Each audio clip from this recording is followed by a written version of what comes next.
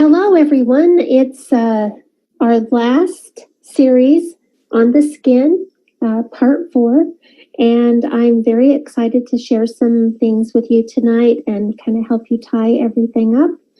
I want to remind you, because some people I know have gotten emails and some have not. I'm not sure what the problem is, whether it's going to your junk or, who knows what's happening in cyberspace these days. But anyhow, I want to tell you now that I'm going to send you an email again later tonight, so be watching for it. And to listen to it'll give you all the info you need to listen to the past videos. And the code to get into Amanda's site to watch last week's and this week's is water1234. So we are going to go ahead and get started here. As you know, I'm Dr. Peggy Parker. I am a naturopathic and European biological medicine physician. And the reason that I talk about this every time is simply because I think it's really important, because this is where I learned that if you can reduce oxidation on the cell membrane, if you could create a slight shift in the pH of the blood, urine, and saliva, and if you could get more minerals into the cells, a body could heal itself of anything. So that is always the premise that I start with, that our bodies are self-healing machines, and that if we give them the tools they need to heal themselves, they will do their very best to accomplish that. And so, it doesn't matter where all of these things are, whether brain, heart, eyes, kidneys, blood vessels, skin, immune system, multi-organ systems. It doesn't matter where it is. The body has the ability to heal itself. But we are actually talking about the skin. And since this is the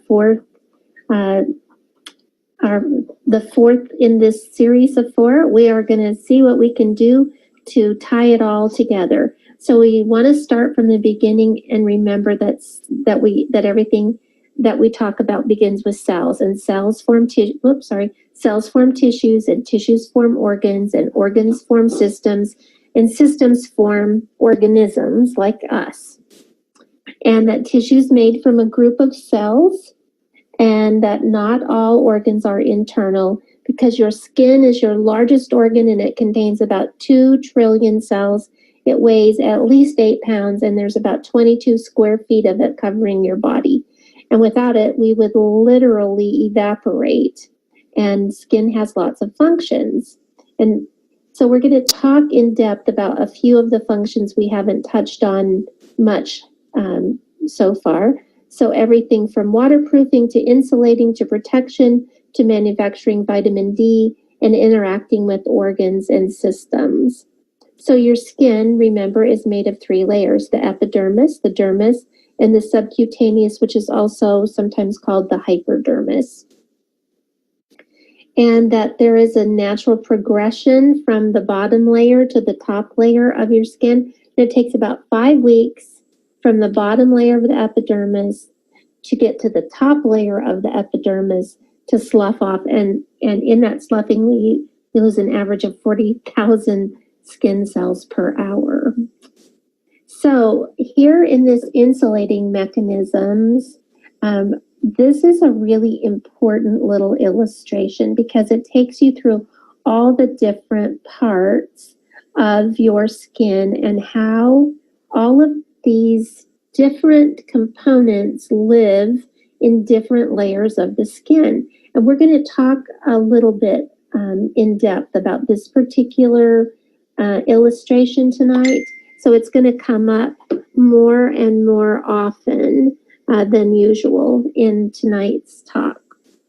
So we're going to talk a little bit about insulating. Remember that thermal regulation happens because of sweat glands and blood vessels in the dermis. So the vasodilation or relaxing of small blood vessels make it easy for the body to release some heat and lower the body temperature, or to contract the blood vessels to retain internal body temperature. And then that fatty subcutaneous layer acts like a layer of insulation. And remember, we have protection. Our skin provides protection. And One of the ways it does that is through phagocytes.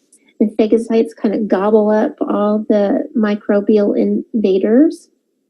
And so now that leads us into one of the things we're going to talk about tonight, your skin and your immune system.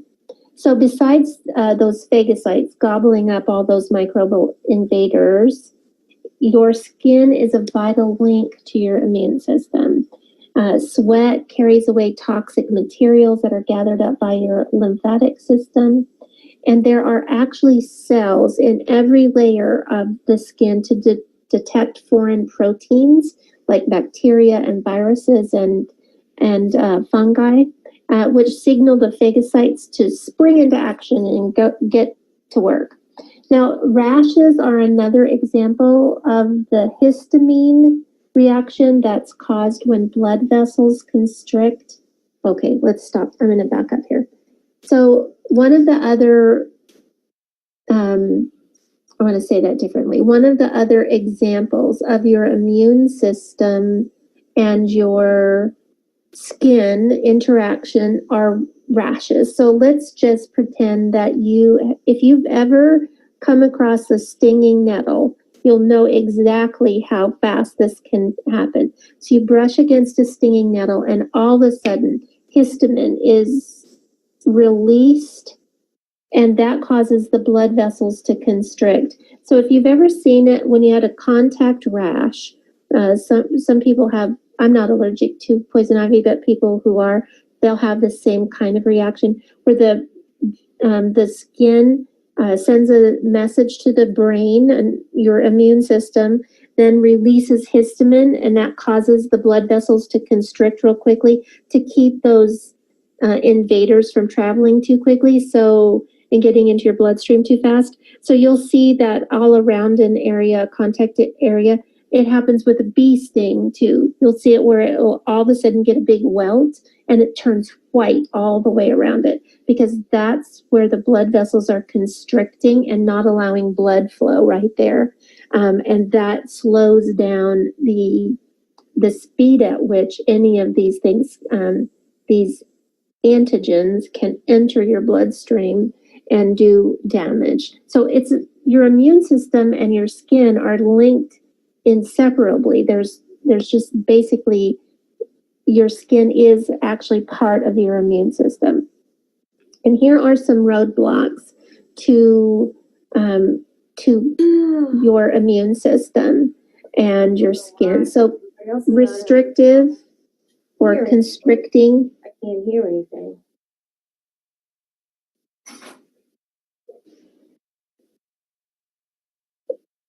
Everything okay? Okay. So constrictive or restrictive clothing will actually create a restriction in the flow of your lymphatic system. And in some later series, we're going to talk a lot about the lymphatic system. We'll have a whole series on the lymphatic system, because your lymphatic system really is your immune system.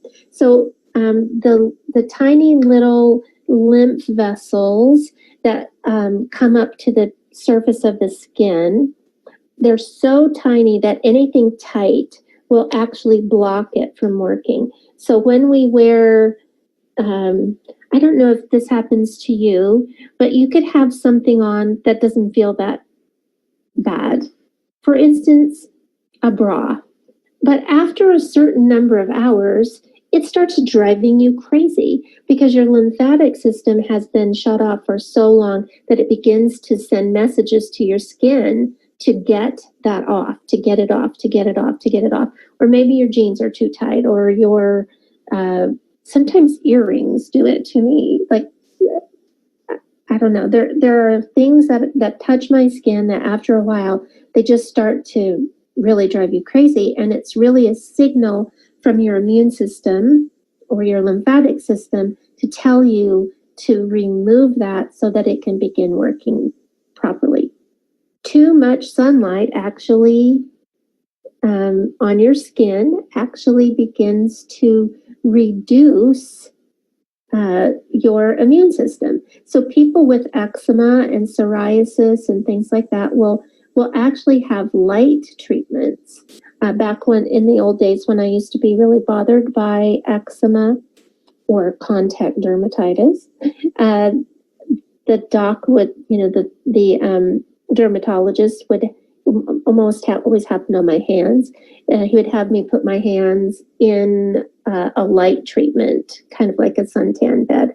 And then if it was worse, then he would actually put me in a tanning bed and have me do it multiple times a week to reduce my immune system from functioning as well. So too much sunlight can cause it. And then chemicals in skincare products like phthalates and sodium lauryl and sodium lauryl sulfates. And oh shoot, I meant to write a bunch more of these down, but I'm drawing a blank right now. Usually they roll right off my tongue.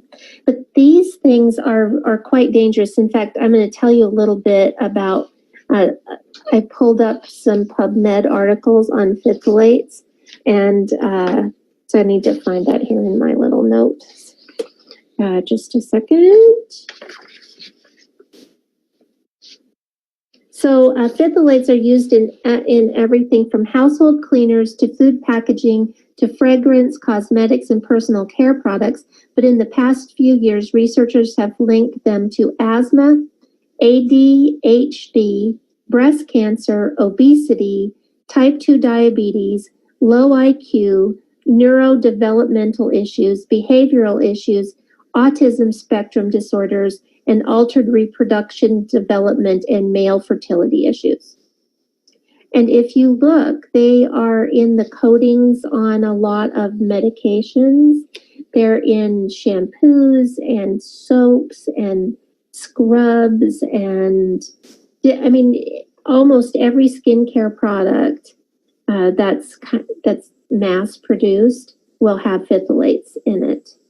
It's partly because it's a really good surfactant, and so that's it's a cheap one. So you would always want to look at every single skincare product and look for that word phthalates. If you see it, just don't buy it.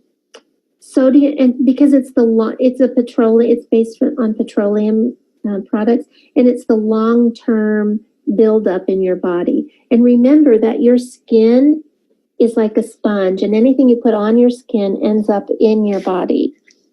And then there's sodium lauryl and sodium lauryl sulfates.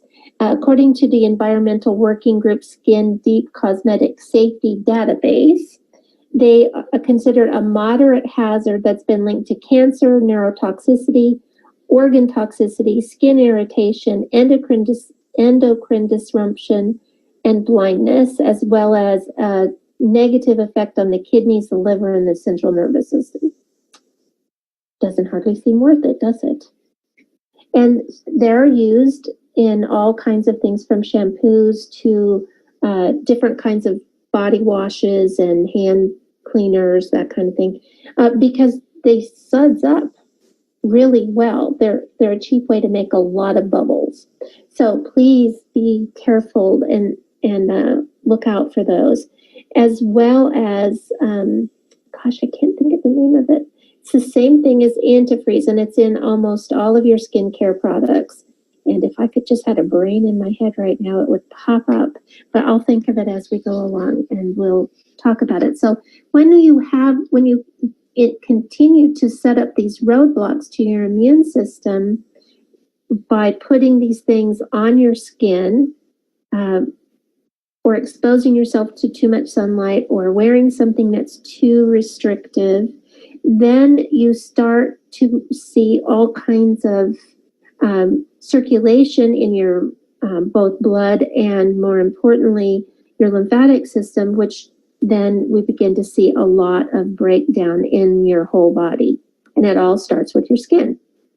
Now remember, there's lots of protection that's built into our skin, and some of that is the production of vitamin D through these melanocytes that are in our body. But there's lots more. There's a protection from sensation. Remember this picture of dendrites and how they really help us protect ourselves from all kinds of external issues because they are so sensitive.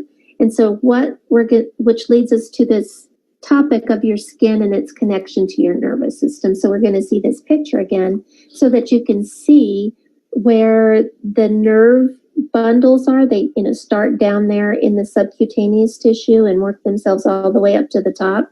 And it's so important to know about this connection to your nervous system, because it really it's the direct connection from your skin to your brain. So let's see here. There are three main divisions of your nervous system that are connected to your skin.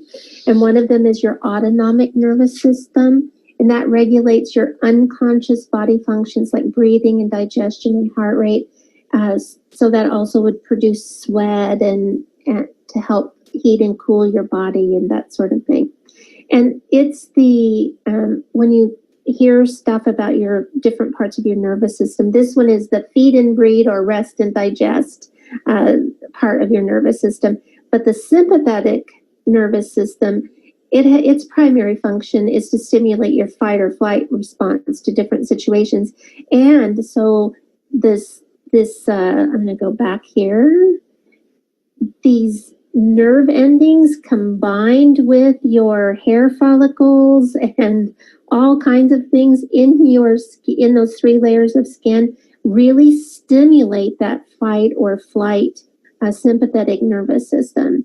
And its secondary function is to maintain homeostasis. So it's going to help your entire body maintain balance or equilibrium in all of your whole entire body, but it all starts right at the skin. And then your somatic nervous system, it helps you feel both fine, like a soft caress, or a heavy touch, like you bang into something, or somebody punches you in the arm or something. You can feel all different sensations from your somatic nervous system. Let's see. So there are some specific nerves that really make a big difference. In how your skin reacts. Some of those are called cutaneous nerves, and they provide sensory innervation to the skin. So that's part of our protection, because we can feel things. We can feel heat and sharp sensations, like if you start to step on glass, or one of the jacks that your kids left on the floor, or a Lego. That sensation helps you pull back before you really hurt yourself too much. And each of the cutaneous nerves contain some sympathetic fibers that affect how the blood vessels are contracting or expanding. They affect the sweat glands to encourage them to produce more sweat to cool you off, or to kind of shut down to keep you warm. And the erector villi, which cause the hairs on your skin to stand up or relax. So the cutaneous nerves also help create a balance, or that's a part of that homeostasis in your whole body, and it all starts with your skin. So now we're going to move on to another topic that I love, which is oxytocin. So oxytocin is a hormone that's sometimes called the love hormone. And one of the reasons that it's called the love hormone is that it acts as a neurotransmitter to the brain. So it regulates some social interactions and sexual reproduction. And it plays a role in behaviors from maternal-infant bonding and milk release to things like empathy and generosity and even orgasm. And when we hug or kiss, oxytocin is released in large amounts. And it plays a huge role in all pair bonding, whether it's men and women, or mother and child, or father and child. And the hormone is greatly stimulated during sex, birth, and breastfeeding. And it also helps the underlying feelings of trust. So it's an antidote to depression. So let's talk a little bit more about it. Oxytocin, or the love hormone, it's produced by your endocrine system it's stimulated through skin to skin touch. So that's how there's more bonding that happens between the mother and the newborn baby when they lay that little naked baby on their mom. And it helps stimulate milk production and letdown. It curbs depression and makes us feel good. And levels of oxytocin rise significantly during socially bonding experiences. You know, like when you first go on an one of your early dates and you begin to start holding hands or touching one another, you start experiencing some serious oxytocin release. But also during stressful experiences. Just yesterday, one of my friends died last month from a long battle of cancer. And while I wasn't in Dallas yesterday, my daughter was, and she was FaceTiming me so I could be there for part of it as well. And what you notice in experiences like that, when people are sad or under stress, how much people tend to touch each other. They pat each other, they hug each other. And that's because it releases oxytocin that helps people feel better. So anytime someone's feeling bad and you give them a hug, it actually does help them feel better. Touching really does make us feel better. That's one of the reasons that people who have remember when I talked to you early on about people who have fibromyalgia and that it hurt to be touched. And I realized in treating a lot of the women who came to me that had fibromyalgia, that they had some situations in their lifetime where touch hurt. And so they started in their mind to create all kinds of situations where they would not be touched anymore, or it would hurt too much if people touch them as a protection. The real truth of the matter is that the only real way for them to get better is to experience more oxytocin from bonding experiences, because they had some stressful experiences, and now what they need is to reverse the problem, is to have more oxytocin from better social experiences.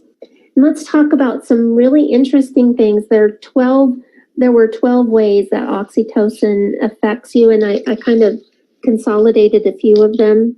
So oxytocin fosters generosity. In 2007, there was a study in the Journal of Public Library of Science.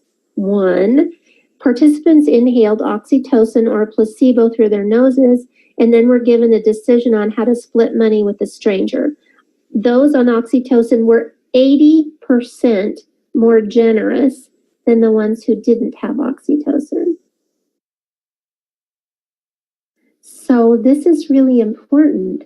Our skin really is important. So for people who have a lot of skin issues and they try not to be touched because, they have psoriasis or they have eczema or acne or whatever, they're missing out on the release of this oxytocin that happens when we touch one another. And just touching one another makes us feel more generous. Oxytocin also counteracts cortisol, and cortisol is the stress hormone. It's what happens when we're in that sympathetic nervous system and we're doing the fight or flight. Our body releases cortisol. And so that stress hormone causes us to be pretty, it's part of adrenaline as well. It causes us to be all hyper and anxious, but oxytocin helps us to feel calm and tranquil. It helps people get over having insomnia. Do you all remember that movie? What was it called?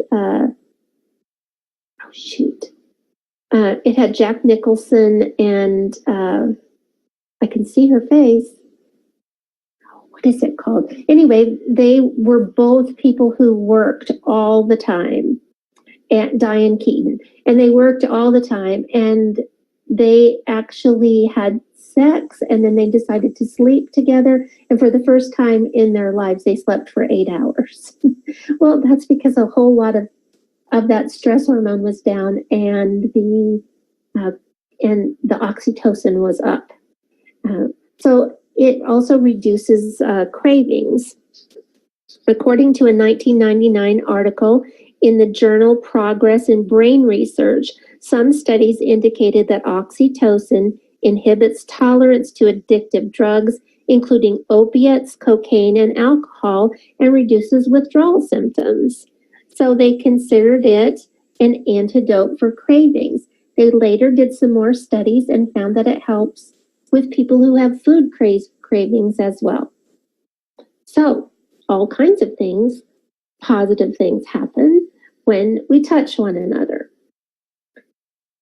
Here was one that I particularly liked. Since I am a mother of a son. Oxytocin crystallizes fond memories in childhood between men and their mothers. So I'll read you exactly what it says.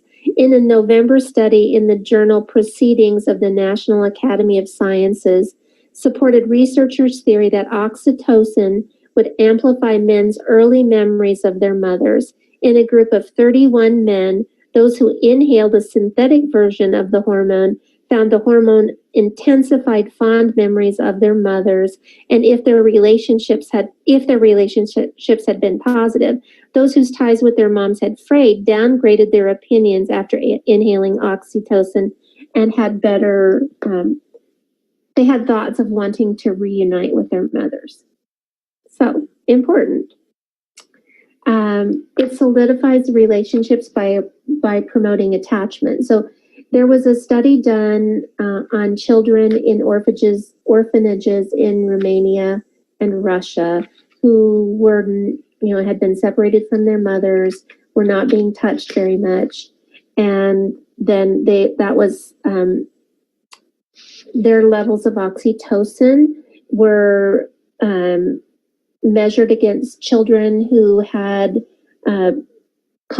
had regular contact with their mothers, and the children who had regular contact with their mothers or their fathers, other important caregivers, that relationships were so good, where the kids that did not have that as babies often did not form strong attachments for the rest of their life. Just very sad. It eases stress. In fact, the more stressful a situation, the more evidence there is that it helps. So as oxytocin, as I mentioned, when we're in stress, like a funeral, or we've had a car accident, or we've been hurt, touch really does help. Now, I had an interesting experience with touch back when I became a Reiki master.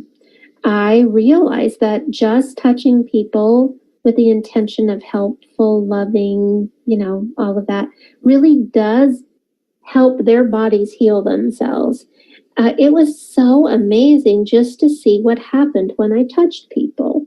And so these people who were in lots of stress, I was in Dallas. I was visiting in Dallas, visiting my kids, and there was an accident right outside the house where I was staying I was staying with a friend, right outside her house. I mean, literally outside her house. A bus. There was I had just gotten in my car, and I got to the street corner. I stopped at a stoplight. I barely. It was just crazy. A bus, the person who should have stopped as my light turned, as the light in front of me, there was one car in front of me, as the light turned green and that car started through the intersection, a bus carrying a whole bunch of kids from an orphanage in Dallas went through a red light and struck the car, and the bus flipped. It was a mess. And the first thing I did is just park my car and go over and start doing Reiki on everyone who was still alive. And it calmed everybody down so much. I mean, honestly, I cannot tell you how important it is to touch people when they're in stress. It helps release the oxytocin. Skin, see, this is why skin is so important. It's so important to our overall health. Oxytocin also mobilizes sperm cells, and it triggers our protective instincts. There have been a lot of studies done on animals, like the mama bear kind of thing, and they saw that oxytocin was in high levels in the urine of animals when mothers were protecting their mother bears were protecting cubs or whatever. Recently, I think about 2 years ago, they did a study on humans and found that it was the same. So that's why when we have those mama bear instincts or papa bear instincts, it's because of oxytocin. And here was something so important. Oxytocin really helps children with ADD or ADHD, but also with autism. So in February, last February, or I guess it's still this year, in February, a study in the journal Proceedings of the National Academy of Sciences showed that inhaling oxytocin significantly improved the ability of people with autism to interact with others. Now remember, people who have autism generally have a genetic failure to produce oxytocin. So that's one of the reasons they don't like to be touched. It doesn't feel good to them. But when they were able to breathe it in, oxytocin reduced autistic individuals' fear of others and fear of touch by others. So the more that these kids were exposed to inhaling oxytocin, and the more comfortable they got in situations, the more comfortable it was for them to be touched and to begin to produce more oxytocin on their own. But generally speaking, people on the spectrum need to have some other oxytocin in terms of an inhaled oxytocin to really create a more normalized or a more improved social interaction between one another. So isn't this cool? Like imagine that your skin really, really does provide health in all kinds of areas in your body. Now let's talk about the brain and skin connection. So, there's that gut-brain connection that we have. So when we're under some kind of stress, we feel butterflies or, like a punch in the gut kind of thing. Well, there's also a brain-skin connection. And as an external organ, our skin is in constant communication with our brains. So here's some things that are really interesting. So psychological stress leads to the release of hormones from the endocrine system, which weaken the quality of the skin and can create things like psoriasis and acne and eczema and poor wound healing. But there are other things that are really important. So here's what happens. When we're under a long-term psychological stress, our bodies will produce hormones like we've talked about, and like cortisone and corticosteroid, glucocorticoids, things like that. These are anti-inflammatory stress hormones.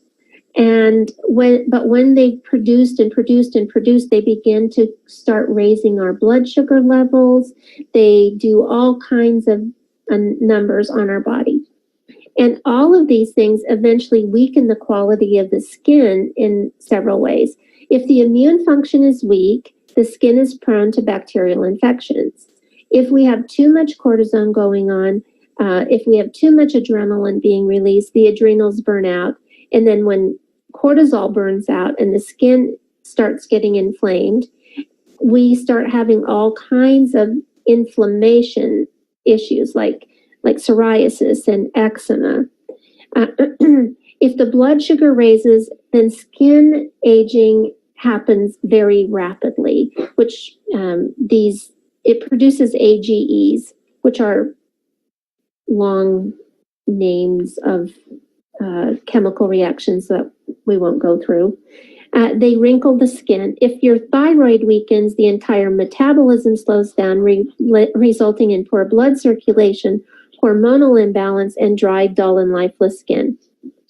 So, wow, look at this. Just stress will cause our skin to break down, will cause an impediment to our immune system, create poor wound healing, create an underproduction of anti-inflammatories, which cause psoriasis, acne, and eczema. So you can see that our brain and our skin have an interesting relationship.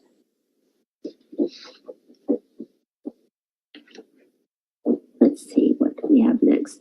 So remember, no matter what we're talking about, whether it's excess stress or it's too many chemicals or it's hormone deficiencies, all of those things can really affect the quality of a cell. And remember that as cells multiply to make new daughter cells, those daughter cells are identical to the original cell. And so let's talk, and so that's how these skin problems keep getting worse and worse and worse. So let's talk about how ionized water can help. And this is an illustration that I have not shown you in this class yet, but I want you to pay attention to the words on it. So here we start out with a stable oxygen atom, has paired electrons. But I want you to look down on the right-hand corner, bottom corner of this where it says exercise, emotional stress. This is one of the ways that we create free radicals. So think about all of those things we just talked about, whether it was the brain skin or the brain immune or, all of these functions of the skin, the nervous system, all of these things. When you talk about it, when we're under emotional stress, we create more free radicals. So the connection between all of these things that we've talked about tonight and all of the things that we've talked about in our introduction class and so far in this class, we talk about the fact that free radicals damage cell membranes, right? So the reason I put this one up is because emotional stress is one of the things that causes an atom to lose an electron, creating a free radical. There's a whole lot of other things, as you can see here, but that's the one I want you to think about. I want you to think about normal immune function, inflammation, things we've talked about before, exercise, cellular respiration, making ATP. But let's just think about that whole connection that we've talked about tonight between the sympathetic nervous system and the nervous system and the psychological stressors. All of these things, these emotional stressors, really do cause all kinds of free radicals. And we know that free radicals damage cell membranes, and damaged cell membranes create a situation where we have an unhealthy coating or covering membrane around our cells. Instead of being fluid and allowing water and oxygen to come in freely and allowing carbon dioxide to escape, it traps the carbon dioxide, it repels much of the water, it repels much of the oxygen, and then we have this overall breakdown. But water has lots of other properties. And I don't know how many of you have seen this before, but these are pictures of water crystals. Dr. Muraso Emoto, who passed away, I can't remember if it was last year or the year before, did a lot of research on water. And what he did was set water over, either play music to it or put a word under the water, under the container the water was in. And then he would freeze it. And as it was starting to come, starting to defrost a little bit and crystals were formed, they would take pictures of the water crystals. So water has a really interesting matrix, how it's all put together, that holds on to vibrations. So look at the difference in what happens when water's exposed to all different kinds of things. Now, remember, we are primarily water and bacteria. Our human bodies are mostly water and mostly friendly bacteria. When you think about the water that's in your cells and the water that's in your bloodstream and the water that's in your lymphatic system and the water that's between your cells and between your tissues, and you think about the fact that when we're properly hydrated, we contain about 75% of our body weight is water. And water has the ability to hold on to all kinds of vibrations. Look at love and words like "you disgust me." Look at that. That is ugly, right? So imagine how people feel when they start hearing these things as children, or something happens to disfigure them a little bit, whether it's just normal acne from, teenage hormones, or, they've been in an accident and they start thinking of themselves as being disgusting. And that's what the water in most of their cells, in most of the areas of their body, looks like. Or imagine the word peace. That crystal, which this isn't the greatest picture, but you can see that it's a lovely, beautiful crystal. So the difference in vibrations are held on to by the water. When we ionize water, it becomes restructured and it can hold on to any vibration, right? So I always used to take an extra step and write words like love and peace and compassion on my water filter. I still do, in my machine, because can't hurt anything, right? Might help. But I also believe that when we go back to a more pure form of water that's not got as many chemicals, that has had some breaking up of things, that it has the capacity to hold all kinds of vibrations. And when you share water, aren't you sharing water because you have compassion, because you want to help people? Well, that vibration of wanting to be helpful, of being compassionate, that vibration is stored in the water. So I want you to think about that. I want you to think about how the water in your body, the water in your cells, the water around your cells, the water around you can be water that looks like Amazing Grace or Imagine or Peace or Air on a G-String by Bach, or it can look ugly. And we can change. It's one of those esoteric ways that we help people heal themselves. Because we're sharing out of love and compassion, because we're sharing water that actually our water was tested by Emoto, and it formed a crystal that looked very much like love and compassion. Now, I cannot tell you whether it's because it was all split up or because people who were sharing the water were influencing the frequency of the water. I don't know. I don't know which one it is, and I don't really care. I just know that it has the potential to be life altering. Remember, it's that perfect little antioxidant in our restructured water that restores the free radicals back to being whole. When those free radicals are no longer bombarding our bodies, our cells, we actually can reverse anything. We can reverse all kinds of issues, health issues. And, remember that health is more than just, your skin or your liver. It's also in your mind. It's also in your emotional body.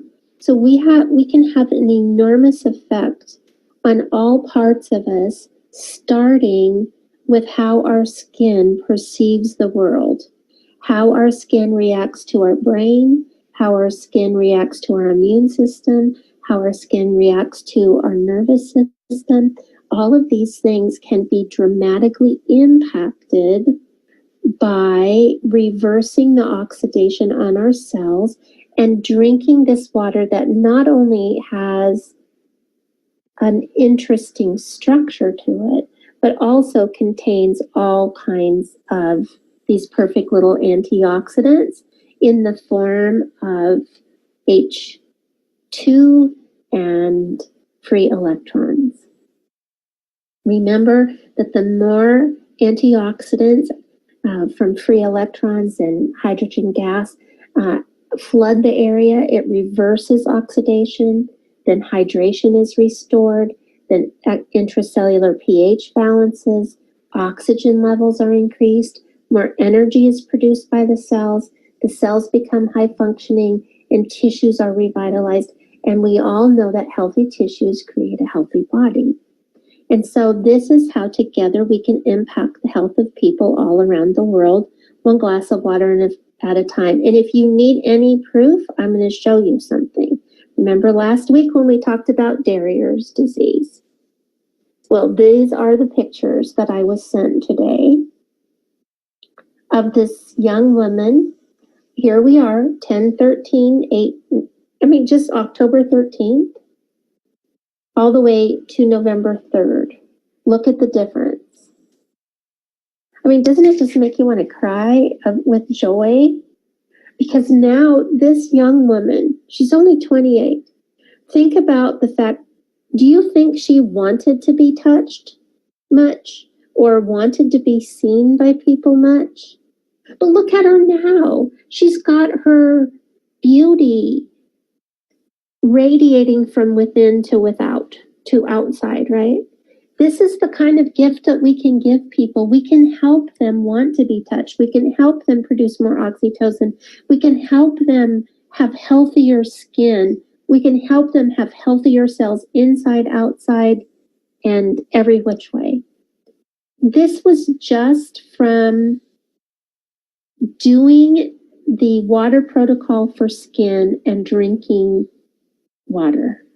Look what happened. It changed her life. This is like 3 weeks. This is crazy and wonderful.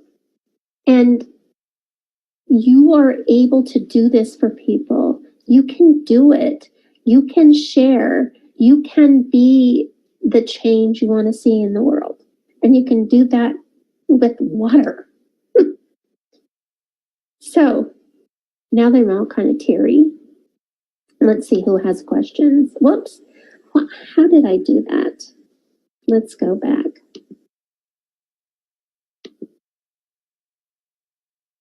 Come on. Doesn't want to go back again.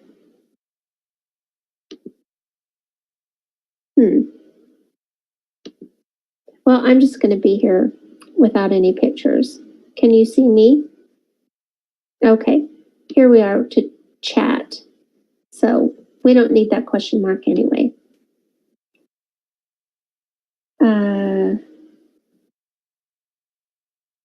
Do you have a protocol for MRSA?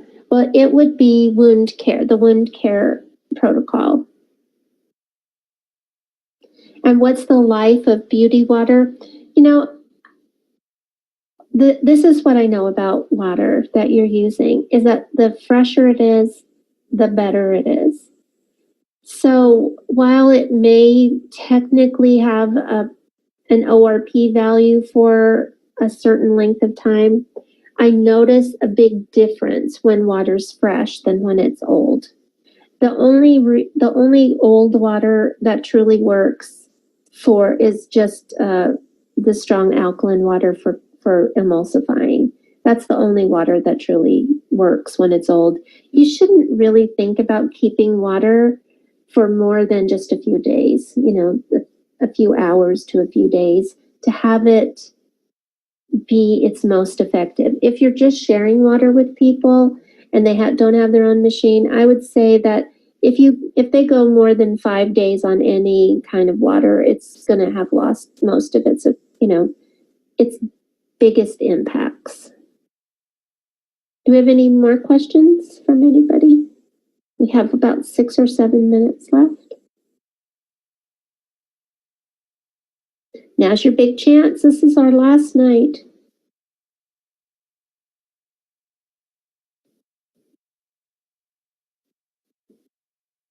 Wow, are you guys going to let me off the hook this early? That never happened. Well, let me take a minute to tell you. Oh, Rebecca. So are skin tags in the grouping of the skin issues from stress the same?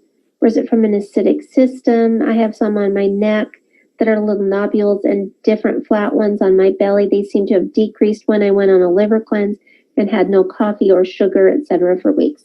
So it's not from having an acidic system. It's from having an oxidized system. So if you just, almost every time you want to think about pH, if you just rethink oxidation, antioxidation, you'll most of the time be on the right track.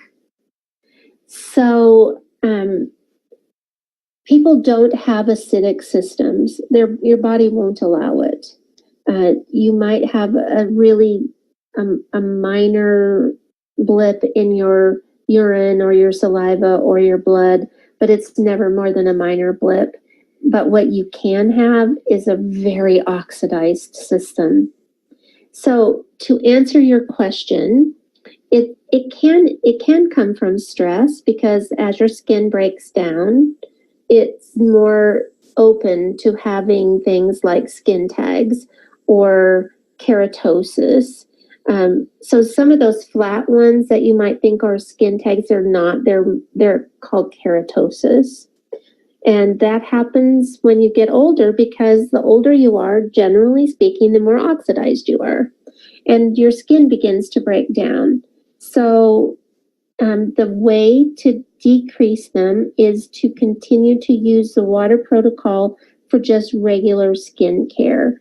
I have a pretty big decrease in them when I'm pretty faithful about rinsing with beauty water, or at least if you don't want to rinse with beauty water, when you get out of the shower and towel off, you can just give your body a little spritz, you know, just spray yourself all over with beauty water, and that really works.